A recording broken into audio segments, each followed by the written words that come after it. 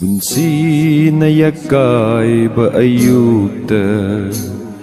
Laiko lamagi layranggum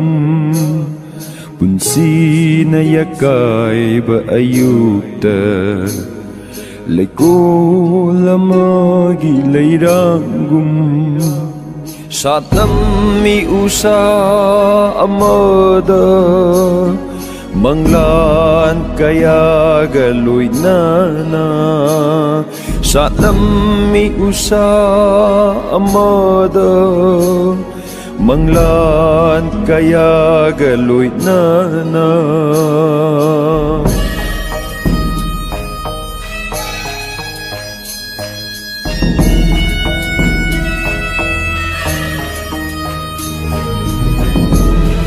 Akan benong lay sa funa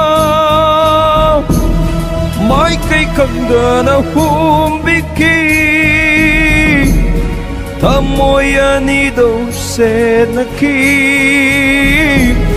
Naitom lambida lamang aki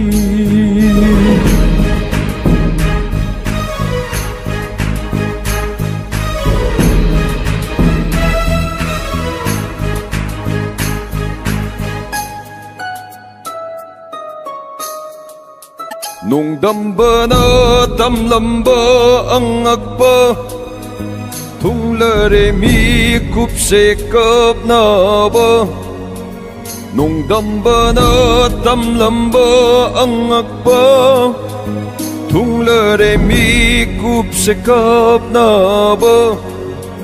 Masibu karamba tayo na ba no Unsigi lamay no hang libo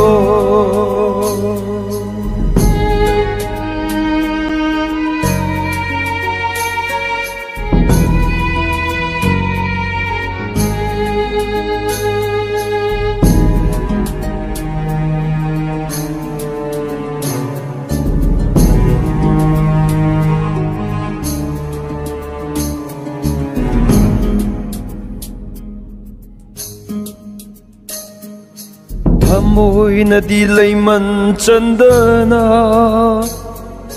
Kana nabuwaraw na kenbano Tamoy na dilay man chandana Kana nabuwaraw na kenbano Noko mahausay minokto Jatki ganuning amdasado na Noko mahausay minokto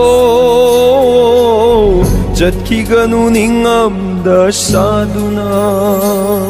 Punsi na yakaiba ayukta Laiko lamagi layranggum Punsi na yakaiba ayukta Laiko lamagi layranggum Satnami usa amada Laiko amagi layranggum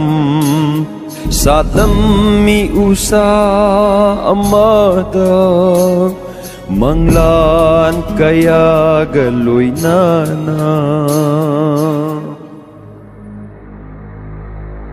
Punsi se pirang ni Tamoy na mayrini He tamtira banong lay nung si Karigi humbiri Karigi humbiri, karigi humbiri, lai ra bagi kong chachida.